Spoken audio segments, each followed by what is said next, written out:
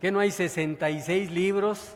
Sí, hay 66 libros en la Biblia, pero Santiago tiene un propósito, tiene un objetivo por el cual escribió esta epístola. Por supuesto que Dios nos dará la oportunidad de escudriñar los otros 65 libros. Pero por hoy continuamos con Santiago, esa carta en la cual comenzamos en enero y que continuamos ahora que estamos a punto de terminar febrero. Y déjame platicarte, ¿por qué de nuevo la carta a Santiago? Para poder entender la razón de esta carta de Santiago, para poder entender la finalidad que perseguía al escribir esta carta, una buena forma es empezar por el final, para poder entender la finalidad que perseguía Santiago para escribirla. El texto del final de la carta de Santiago acaba con una urgente exhortación a los creyentes a buscar y hacer volver al camino a los extraviados, a personas que antes formaban parte de la comunidad, de la congregación, pero que ahora se han ido apartando de la congregación. Mira, no solo los que dejan de venir se han apartado, muchos que vienen y no están en esa comunión con la iglesia se están apartando. Por eso es la razón de esta carta, la carta de Santiago, para buscar y hacer volver al camino a los extraviados, a personas que antes formaban parte de la congregación, pero se habían ido o se están yendo, se están apartando de ella, o los que están en peligro de hacerlo. Nos decía un pastor en el pasado de aquí, de esta iglesia, que muchos se sientan aquí al frente, y gracias a Dios, pero luego se van acomodando en la segunda, en la tercera y en la última fila. Y me preocupa ver a aquellos que estaban en la primera fila y después los voy viendo en la fila de atrás. Es preocupante. ¿Por qué se van alejando? ¿Por qué se van apartando? Hermanos, esta carta es verdaderamente importante, la carta de Santiago. Y dice, vemos que cómo podemos entender el propósito que perseguía al escribirla. Vamos a ver cómo es que al final nos da esa respuesta. Veamos, Santiago 5, 19 y 20. Capítulo 5, versos 19 y 20, final de la carta a Santiago. Y veamos lo que él escribe. Hermanos míos, si alguno de ustedes se extravía de la verdad y otro lo hace volver a ella, recuerden que quien hace volver a un pecador de su extravío, lo salvará de la muerte y cubrirá muchísimos pecados. Ese es el propósito de la carta de Santiago, de prevenir, de rescatar al extraviado. Así que se revela en estos versículos la profundidad de su preocupación, la preocupación de Santiago, porque en realidad toda la epístola completa es una compleja llamada a perseverar en la fe, de una manera congruente, de una manera coherente, lo hemos visto, y a no ir deslizándose hacia conductas y actitudes incongruentes. Su carta está saliendo en busca de aquellos que están dando síntomas alarmantes de desviarse de la fe y después perderse. Comienzan, tal vez, yéndose atrás, viniendo a veces un domingo y luego otro no, un domingo y luego 2 no, y un domingo y luego 3 no, y luego un domingo y después ya no. Hermanos, esta es una llamada urgente para todos aquellos que están extraviándose o a punto de extraviarse. Esto constituye la clave para entender su carta. Si te has dado cuenta, podemos palpar, yo así lo veo, podemos palpar claramente la intensidad de su preocupación. Muchos que se dicen cristianos están viviendo vidas mundanas, vidas desordenadas, alejados a la voluntad de Dios. Están viviendo vidas mundanas que parecen negar la autenticidad de su conversión, pero siguen con aparente indiferencia del gran peligro que están corriendo. Muchos pueden haber empezado bien la carrera, bien, incorporándose a una comunidad cristiana, entendiendo las disciplinas espirituales, viviendo en comunión con la iglesia. Pueden haber empezado bien la carrera, pero ahora dan evidencias de estar apartándose del camino, en cuyo caso es posible que nunca lleguen a la meta. Esa es la urgencia, el propósito, la finalidad de esta carta. Y vamos a estar ahí mientras Dios nos lo permita. Así que, el día de hoy, el mensaje es la sabiduría humana y la sabiduría divina. La sabiduría humana y la sabiduría humana. Muchos necesitamos este mensaje. Hermanos, esto es un asunto de vida o muerte, así como se oye. Es un asunto de vida o muerte. Pero los que están desviándose, ellos viven despreocupados. Por eso Santiago emplea un lenguaje especialmente fuerte y que nos incomoda y que nos hace estremecernos. Esa es su intención. Esa es su intención. Esta carta de Santiago quiere que despertemos del gran peligro que nos acecha. Sus advertencias, sus denuncias nos hacen temblar cuando las comprendemos. Pero tienen una finalidad totalmente positiva, de beneficio para nuestra vida espiritual.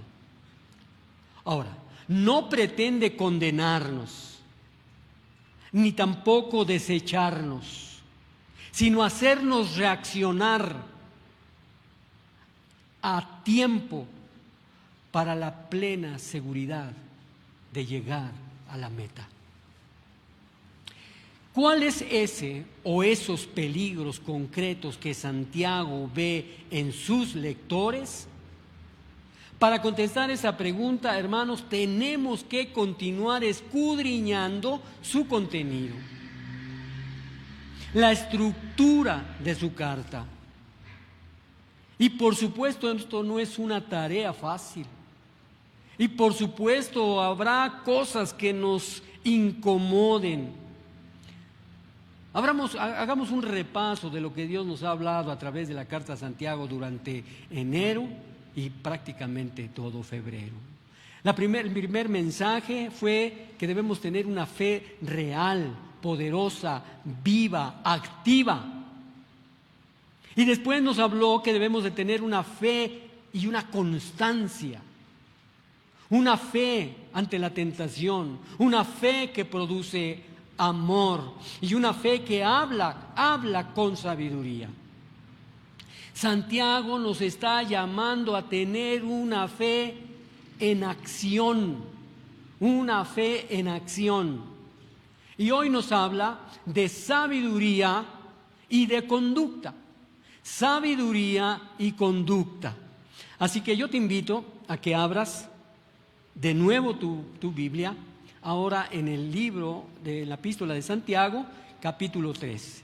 Y vamos a hacer la continuación de lo que vimos hace 15 días. Santiago 3, versículos 13 al 18. Lectura, Santiago 3, del 13 al 18. Y es bueno que tú tengas abierta tu Biblia para hacer las anotaciones que creas convenientes ahí en tu Biblia. Para poderla leer, ¿cómo tenemos que hacerlo? Con reverencia. Tenemos que hacerlo con amor. Ponte de pie y leamos esta porción de las Escrituras. Santiago 3, versículos 13 al 18. Amén. Vamos a leerla todos juntos, por favor. Dice: ¿quién es sabio y entendido entre vosotros? Muestre por la buena conducta sus obras en sabia mansedumbre. Pero si tenéis celos amargos y contención en vuestro corazón, no os jactéis, ni mintáis contra la verdad. Porque esta sabiduría no es la que desciende de lo alto, sino terrenal, animal, diabólica. Porque donde hay celos y contención, allí hay perturbación y toda obra perversa. Pero la sabiduría que es de lo alto es primeramente pura, después pacífica, amable, benigna, llena de misericordia y buenos frutos, sin incertidumbres ni hipocresía. Y el fruto de justicia se siembra en paz para aquellos que hacen la paz. Amén. Que el Señor nos ayude a entender su palabra. Toma tu lugar. Hermanos, si recuerdas el mensaje de hace 15 días sobre la sabiduría al hablar, Santiago en esos versículos del 1 al 13 nos hizo una solemne llamada a la coherencia, una solemne llamada a la coherencia, a una conducta congruente con la fe que profesamos. Ha centrado su exhortación a las incongruencias de la lengua. ¿Recuerda las incongruencias? Mostrando las aberraciones de una persona que utiliza su boca para soltar bendiciones y para soltar maldiciones, para soltar dulzuras y amarguras a la vez. Santiago nos llama a la cordura, una exhortación a esas incongruencias. Y ahora, en el versículo 13, plantea una pregunta. ¿Quién es sabio y entendido entre vosotros? Muestre por la buena conducta sus obras en sabia mansedumbre. No quiero preguntar quién es sabio y entendido. Que levante su mano, porque luego me llevo sorpresas. Mejor esa es una pregunta retórica, solamente para ti. Pero la pregunta no la tenemos que hacer con honestidad. ¿Quién en verdad es sabio y entendido entre vosotros? Muéstralo por la buena conducta de tus obras. Fíjense bien, pasa de la exhortación a hablar correctamente. Ahora va más adelante. No es solo cuestión de nuestras palabras, como lo vimos en los primeros versículos de este capítulo 3, sino también en nuestras acciones. Y detrás de ellas, del mismo concepto que tenemos de nosotros mismos y de la sabiduría o necedad que rige nuestra vida interior y que se exterioriza en nuestro comportamiento. Fíjate, ahora va más allá, no solo lo que hablamos, sino cómo nos conducimos. Mira, te voy a platicar una anécdota. Se cuenta la historia de un empleado que va a pedir trabajo a una empresa y cuando se contrató declaró, manifestó conocer todo acerca de las computadoras. Entonces su jefe lo llevó a la oficina donde tenía que trabajar, explicó cuáles eran sus responsabilidades y le mostró su nueva computadora compradita para él y para que pueda realizar su trabajo. Después de explicar todas las responsabilidades, el jefe dejó solo al trabajador para que comenzara con sus tareas. Y pasaron algunas horas. Y el jefe se sorprendió al regresar y ver que este empleado estaba sentado sin hacer absolutamente nada. Y le pregunta, ¿qué pasó? ¿Ya terminaste tu trabajo? Y el empleado respondió, disculpe jefe, ¿me puede mostrar cómo prender la computadora? ¿Nos damos cuenta? Mayormente, por ahí hay un botoncito que muchas veces es rojo y la instrucción es push the red button. Esto no lo sabía. Y se hizo pasar como alguien que conocía, que era experto en computadoras.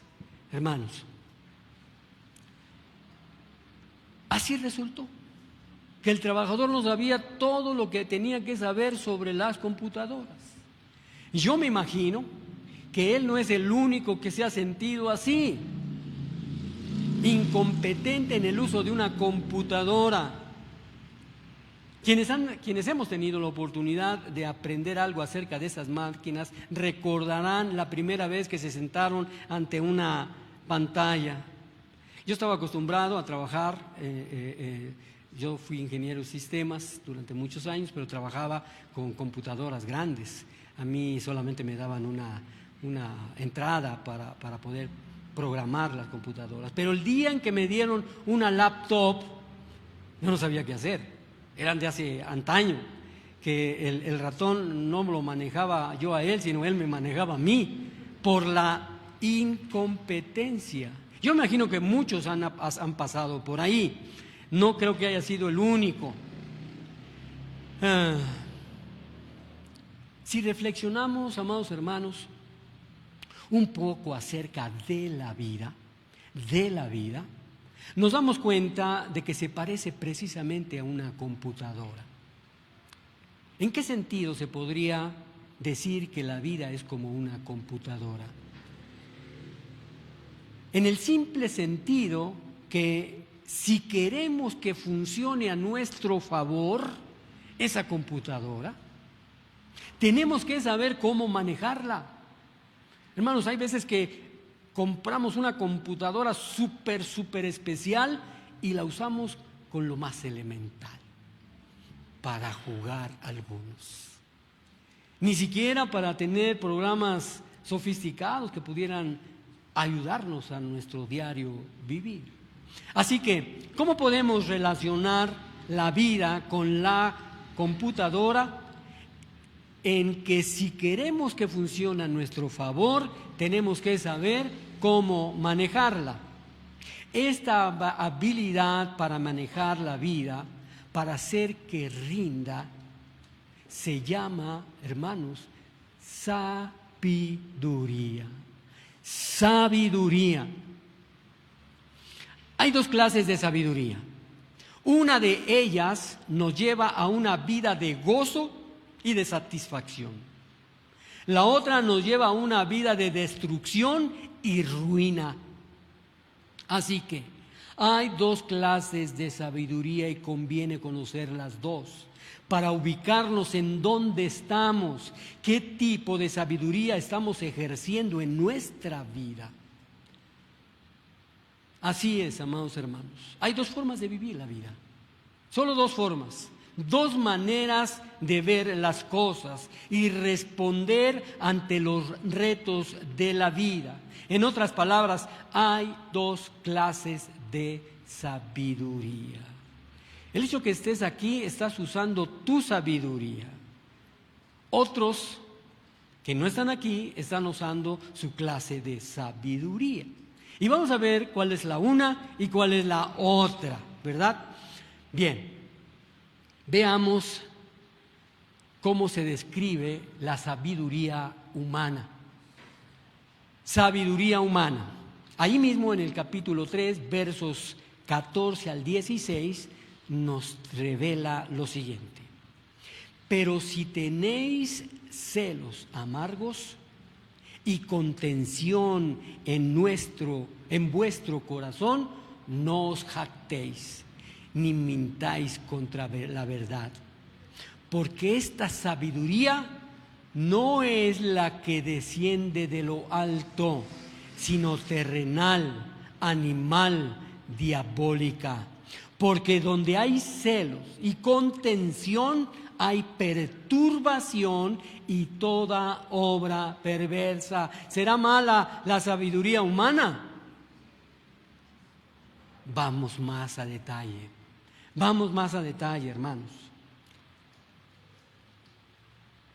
Si ustedes tienen vidas amargas, rivalidades en el corazón y se mantienen presumiendo y de faltar a la verdad, no tienen que dárselas de sabios. Su orgullo es una mentira que oculta la verdad. Amados hermanos, esa no es la sabiduría que desciende del cielo, sino que es la terrenal, puramente humana y diabólica, perversa. Dichas cosas son terrenales, puramente humanas y demoníacas. Porque donde hay envidias, rivalidades, también hay confusión y toda clase de acciones malvadas. En estas cosas se basa la sabiduría humana. Por eso nos damos cuenta, cuando Dios nos revela su palabra, nos damos cuenta por qué hay familias en grandes conflictos, por qué hay países en una decadencia tremenda, por qué el mundo va en una destrucción. Porque están ejerciendo la sabiduría del mundo y no la sabiduría divina. En estas cosas se basa la sabiduría humana. Esta perspectiva es la que muestran quienes sienten celos, contenciones, envidias, rivalidades, ambiciones egoístas por las bendiciones de otros. ¿De quién tienes envidia? ¿O de quién se tiene envidia usando la sabiduría humana? De quien les va bien, de quienes Dios les bendice.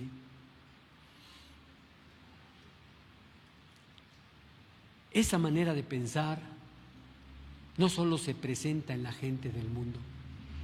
Lamentablemente, también se presenta dentro de la iglesia. Lamentablemente.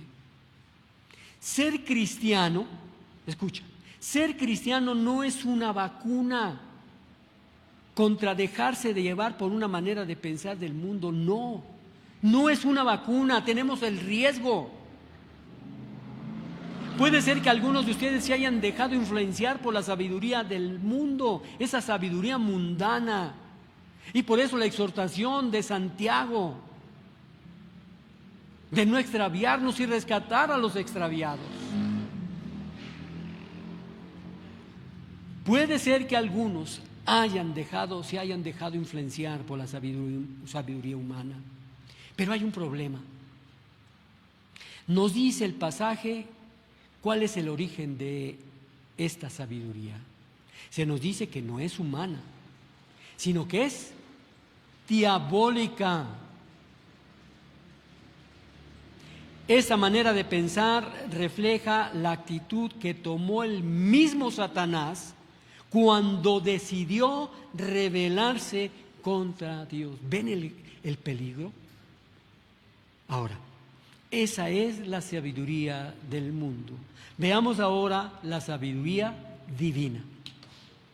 Ahí en los versículos 17 al 18 nos dice Santiago: pero la sabiduría que es de lo alto es primeramente pura, después pacífica, amable, benigna, llena de misericordia y de buenos frutos, sin incertidumbre ni hipocresía.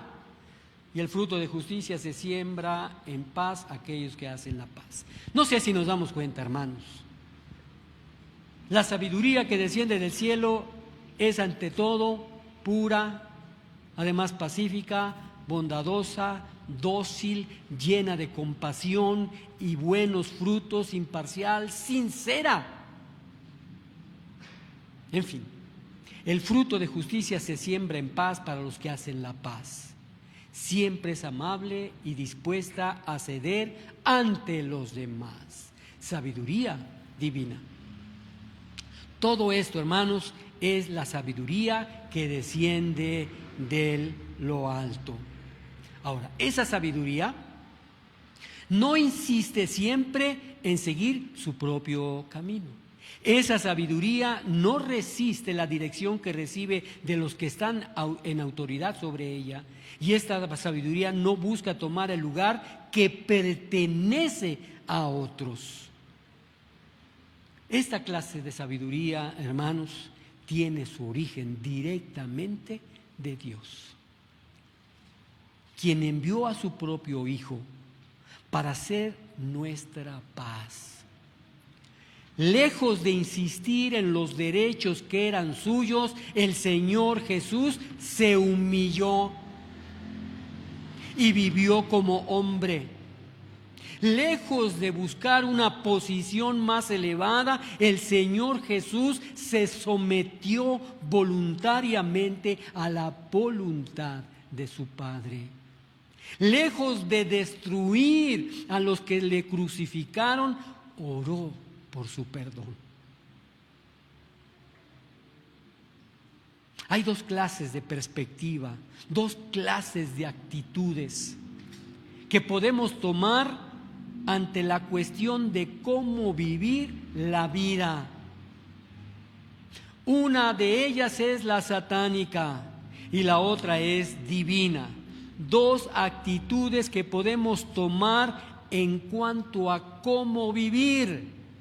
Fíjate bien, la Biblia registra la historia de un grupo de hombres que escogieron el primer camino. ¿Cuál? El de vivir con sabiduría humana. Veamos lo que sucedió. Actitudes de sabiduría humana. Y veamos la rebelión de Coré. Fíjate bien en esto nos ilustra perfectamente. Algunos conocen la historia, otros la vamos a ver de manera de resumen. Quisiera que recordáramos juntos algunos eventos que sucedieron precisamente cuando terminó el cautiverio de los israelitas en Egipto. Salieron de Egipto por los milagros que Dios hizo por mano de Moisés. Reitero, salieron de Egipto por los milagros que Dios hizo por mano de Moisés. Fíjate bien, después de cruzar el Mar Rojo, que siempre que oigo eso y me lo imagino, y en casa de todos ustedes hay un cuadro sensacional que se ve como el pueblo de Dios está pasando por lo seco. Es impresionante lo que se hizo cuando Moisés golpeó y se abrió el mar. Cuando ellos pudieron cruzar el Mar Rojo, que Dios abrió milagrosamente cuando Moisés extendió su vara sobre las aguas, el pueblo llegó ¿a dónde? Al monte Sinaí. En ese lugar vieron la presencia de Dios a través de los truenos y Moisés recibió la ley para el pueblo. Sin embargo, hermanos, hermanas, no pasó mucho tiempo antes de que empezaran las quejas. Y se están quejando y se empezaron a quejar como nosotros nos estamos quejando ahora. Se quejaron de que no había agua. No ha dejado de quejarse que ya no hay agua. Se quejaron de que no había agua. Y Dios milagrosamente proveyó agua, dándole instrucciones a Moisés. Se quejaron de que no había carne. Y Dios proveyó codornices para satisfacer su hambre cuando Moisés oró. Vez tras vez, cuando surgían problemas entre el pueblo, Dios daba su respuesta a través de Moisés. Ahora, pregunto, imagínate, ¿cómo piensan que la gente que se quedó convencida de que Moisés era el líder que Dios había escogido para guiarles? Les pregunto de nuevo. ¿Piensan que la gente se quedó convencida? ¿Piensan que la gente se quedó convencida de que Moisés era el líder que Dios había escogido para guiarles? Pregunto, ¿se dieron cuenta de que debían obedecer lo que Dios les había mandado a través de Moisés? No, para nada. Veamos lo que sucedió. Números capítulo 16, versículos del 1 al 2. Dice, cierto día, Coré, hijo de Izhar, quien era descendiente de Coat, hijo de Leví, conspiró con Datán y Abirán, hijos de Eliab, juntos con On, hijo de Pelet, de la tribu de Rubén. Ellos, ¿qué dice? Provocaron una rebelión contra Moisés, junto con otros 250 jefes de la comunidad, quienes eran miembros prominentes de la asamblea. ¿Nos damos cuenta? Tremendo. El líder de esta revuelta era un tipo llamado Coré. Coré no era cualquier persona, debemos de saberlo. No era un donadie, era miembro de los levitas que traían o que tenían el gran privilegio de servir dentro del tabernáculo y luego en el templo de Dios. Entre otras cosas, dirigían la música dentro del templo. Y varios de los salmos que tenemos en la Biblia son de los hijos de Coré. Pero había un problema. Había una situación que no les caían bien a Coré y a sus secuaces. Ellos no se conformaban solamente con trabajar dentro del templo. Ellos no estaban a gusto. Ellos querían ser sacerdotes. Ellos querían estar a la par de Moisés y de su hermano Aarón. Ahora, observemos lo que dice el versículo 3, en lo que dicen a Moisés cuando se acercaron a quejarse. Mira, escucha bien, lee perfectamente bien. Dice, y se juntaron contra Moisés y Aarón y les dijeron, basta ya de vosotros, porque toda la congregación, todos ellos son santos, y por medio de ellos está, y en medio de ellos está Jehová. ¿Por qué pues os levantáis vosotros sobre la congregación de Jehová? Fíjense bien, recordemos las múltiples maneras en que Dios había mostrado que Moisés era el líder, que él había escogido para su pueblo. Pero ahora, escudándose con una idea teológica, Coré y los demás cuestionaban su derecho de dirigir. Mira, te lo voy a decir en una traducción diferente. Dice este mismo versículo, en la Nueva Traducción Viviente. Todos se unieron contra Moisés y Aarón y les dijeron, ustedes han ido demasiado lejos. El Señor santificó a la comunidad entera de Israel y Él está con todos nosotros. ¿Eso es verdad? Sí, es verdad. La comunidad entera de Israel fue santificada. El Señor santificó a esa comunidad. Y Él está con nosotros. Eso era una verdad. ¿Estaban equivocados? No. Lo que dijeron era cierto. El Señor santificó a esta comunidad, a esta entera comunidad de Israel.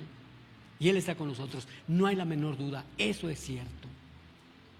Pero la conclusión que sacaron estaba verdaderamente equivocada.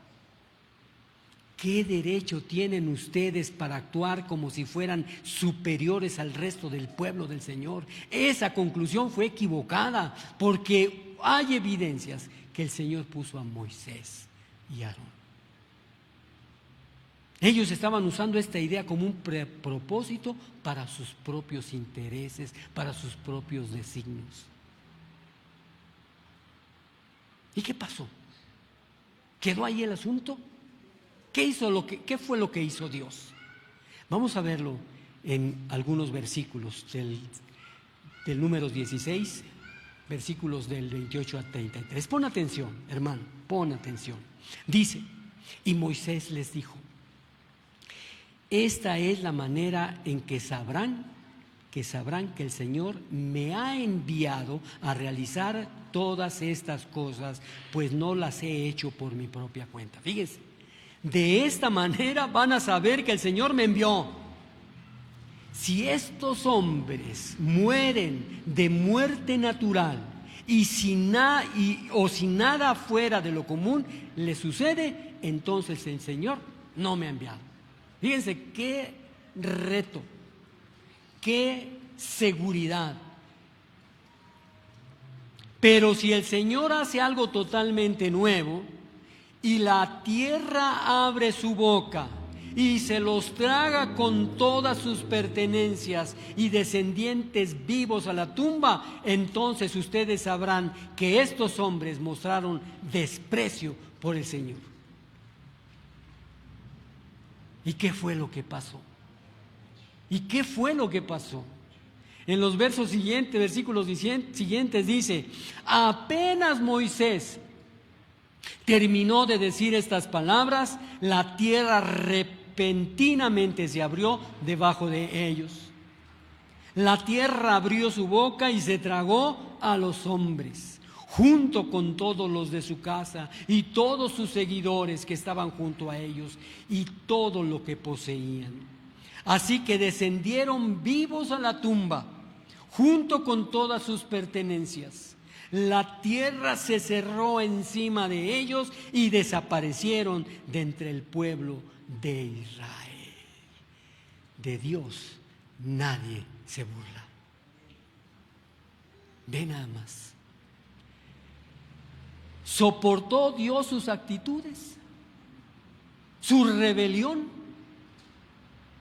¿Lo tomó como algo natural o normal? Claro que no. Dentro de los que habían visto desaparecer a Coré y a todos los suyos tragados por la misma tierra, ya no les cabría la menor duda de que Dios toma muy en serio la rebelión, la sublevación contra su dirección. De Dios nadie se burla. Es que Coré y los suyos estaban pensando según la sabiduría humana. Según esta clase de lógica, lo más importante es el avance personal, los logros personales, los intereses personales, no importa cómo los logran. Hermanos, ubiquémonos, analicemos nuestra vida. ¿Qué estamos usando? ¿Qué actitudes tenemos para vivir? ¿De dónde estamos adquiriendo la sabiduría? ¿Cómo es que estamos reflejando a través de nuestra vida la sabiduría que tenemos. Ahora me pregunto y te pregunto, hermanos, ¿habrá personas dentro de la iglesia, de las iglesias cristianas, que están pensando con esa misma lógica? Espero en Dios que aquí no, en esta iglesia no. Ruego a Dios que no. Esta clase de personas están buscando la oportunidad para lucir su conocimiento, para que todos se den cuenta que son muy listos. También hay unos que están constantemente cuestionando el liderazgo, porque les es difícil someterse a otra persona. Puede, como Coré, volverse de diferentes ideas religiosas para encubrir sus propias intenciones. Y esto es lo más peligroso, hermanos, porque cuando las cosas de Dios se convierten para nosotros en una manera de avanzar para nuestro propio interés, para nuestra propia agenda, entonces dejan de tener poder para salvación y para transformación. Hermanos, Dios no lo ignora cuando usamos las verdades preciosas de su palabra para fines egoístas. Si has estado viviendo con sabiduría humana, hay una opción para ti. Y vamos a ver un ejemplo de esto, de otro líder, actitudes de la sabiduría divina. Hay un personaje importante, y no nada más por lo que voy a decir. Daniel vivió muchos años después de Coré y muchos años después de Moisés. Fueron los años más bajos del pueblo de Israel en el Antiguo Testamento. Dios los había castigado, permitiendo que fueran conquistados y llevados cautivos a otros lugares. Daniel se encontraba en el lejano país de Babilonia, preso de un rey que no tenía ningún interés en su Dios ni en su cultura. Ya que era de buena familia, Daniel fue escogido con otros jóvenes para un programa especial de entrenamiento. Serían preparados para asumir cargos de importancia como funcionarios del gobierno de Babilonia. Recibieron clases especiales y hasta se les servía la misma comida del rey, lo mejor que había en el país. Suena agradable, ¿no? Imagínate que comiera lo mismo que el rey. A estas horas, ¿cómo les caería un tibón, un shirlón, una picaña, carnívoros? ¿Cómo les caería la comida del rey? ¿Te resistirías o no te resistirías? Estaban privilegiados. Suena verdaderamente agradable, pero había un problema, un tremendo problema. La carne que se les servía había sido sacrificada a ídolos. Para un judío, comerla era contaminarse, era perder la pureza que era suya como miembro del pueblo que había sido dedicado al único Dios verdadero. ¿Tú qué harías? Imagínate ese tremendo corte con una salsa de molcajete, ¿no? Con papas, puré o francesas. ¿Qué harías? Cruel hablar de comida ahorita, ¿verdad? Pero, ¿qué harías? ¿Qué harías? ¿Qué haría Daniel? ¿Qué hizo Daniel? Todos los demás estudiantes y el oficial encargado de ellos le estaban presionando a que siguiera la corriente. Pues cómetelo, ¿cuál es el problema? Mira, todos se lo van a comer. Le convenía, te conviene hacerlo, vas a comer bien, te vas a poner fuerte. Quizás se podían justificar diciendo que después llegaría a ser un buen líder en Babilonia.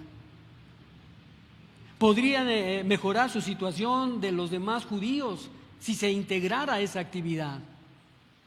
Pero Daniel no lo vio de esa manera.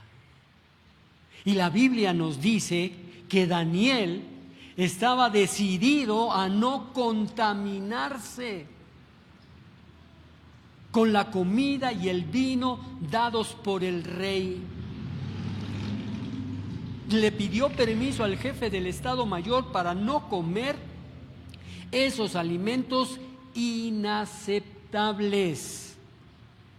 Así que Daniel y 3 de sus compañeros hicieron un trato especial con el jefe de los oficiales.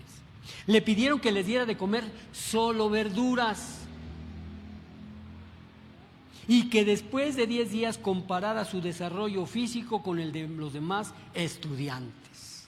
Los otros iban a comer carne, proteínas, iban a estar fuertes, y ellos iban a comer verduritas, lechuga, zanahoria y otro tipo de verduras. Pero Daniel dijo: después de 10 días compara mi desarrollo con los demás. Al cabo de 10 días ellos se veían mucho mejor que nadie. Ahora, ¿qué nos está sugiriendo aquí? ¿Que comamos puras verduras? Mira, se veían mejor que nadie, pero no fue por lo que comieron, sino por el poder de Dios. ¿Nos damos cuenta?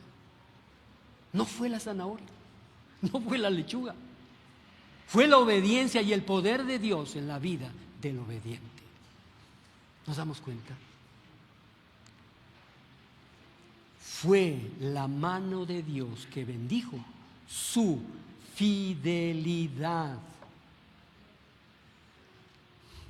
Daniel escogió la sabiduría de Dios, la sabiduría que busca la voluntad de Dios sin importar las consecuencias, la sabiduría que somete sus propios deseos a los deseos de Dios, a la voluntad de Dios, en vez de buscar lo suyo, tapándolo tal vez con justificaciones y palabras bonitas.